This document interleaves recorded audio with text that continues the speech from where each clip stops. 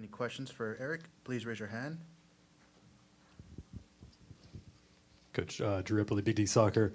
Just open up with your general thoughts tonight. Obviously, offense was kind of non-existent. So what happened there? It just was we just couldn't find good rhythm with the ball, which is what we wanted to do tonight, was to try to have large spells of possession because of the nature of what they've been going through. So the bit of the game plan was to try to chew their legs away, but credit to them.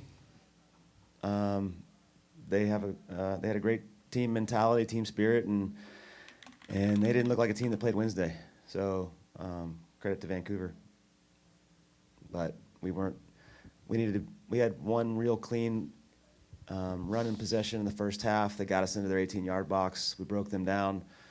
But really, other than that, it was, just some sloppiness and some choppiness that never could get, a good rhythm to break them in the ways that we needed to.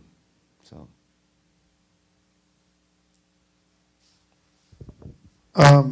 Eric, this is the first time in the season that you have negative numbers.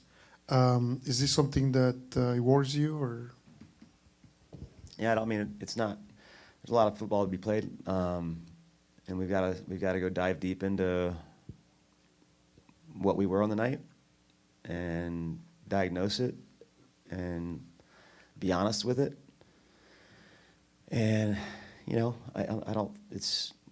We'll probably need to tweak some things, and anytime you drop two, especially at home, you got to look at what you're doing. And so, and if you're a guy that hasn't, sort of had a lot of minutes lately, it's a game on. It's one of these where, you come to work and you compete. Everything's open, which is what we want. We want a competitive environment that guys pushing each other each week. But we got to grow. We've got to figure ourselves out, and it's unfortunate that we dropped this homestand. But we can go on the road. We know we have quality. We've got quality to win a lot of games, and we got to get in a rhythm. We've got to get in sync and tweak some things that help turn ourselves around. But next week's a new opportunity, and we're fine. It's just a disappointing night that our fans had to endure again, that they're leaving here unhappy, and that's not what we want. It's not right. So, but we'll work tirelessly to get there. We'll go with Nathan Hill.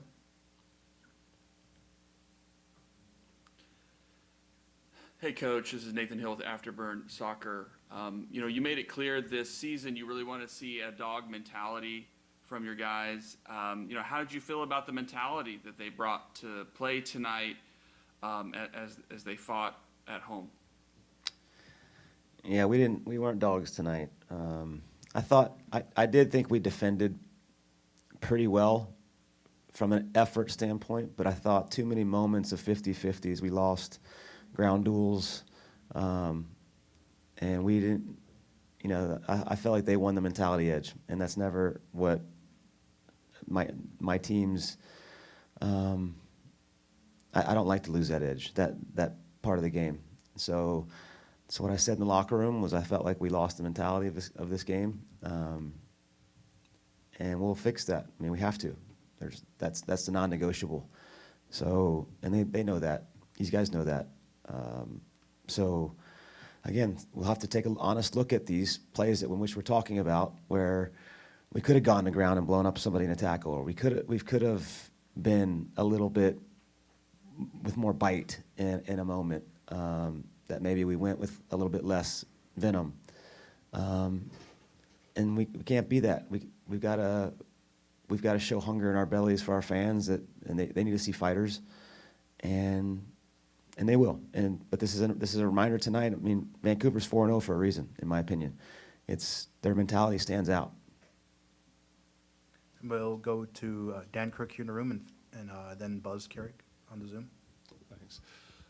Coach, few defensive tweaks, both coming into the game and throughout, switching Urigide and Ibiaga side to side, and then late in the game going to the back three.